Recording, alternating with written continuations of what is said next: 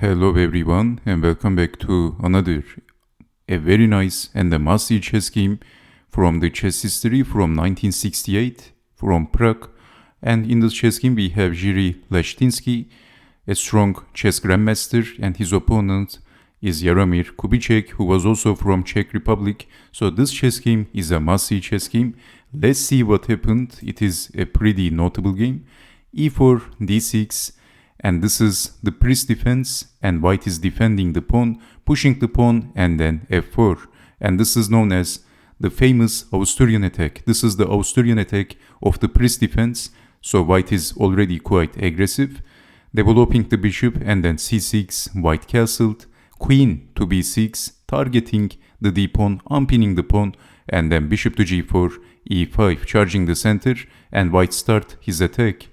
And then queen over, pushing the pawn, sacrificing a pawn, and then pushing the pawn. So this was the idea. And if capturing the pawn, of course, that is going to open the g file, and it will give white an important attacking opportunity. So not capturing the pawn, and then knight to f4, and then capturing the pawn, and white is getting back the material. Rook over, and now targeting the king with the queen. So this is looking very, very dangerous for black. This doesn't look like a very safe position for black. There is no pawn in front of the king guarding the king. And we can also say that most of the black pieces are looking passive. White is much more active. Knight from g to h4. So I would prefer white in this position.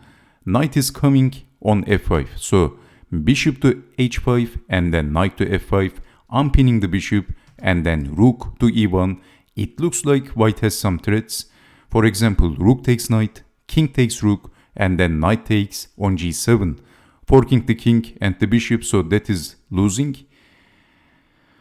So this is why in this position black goes back with the knight. It looks like black is defending, but what would you do in this position? Can you guess the next move of white? White played a move and black resigned. So let me give you a couple of seconds. If you need, you can also pause the video and try to figure out what is happening here.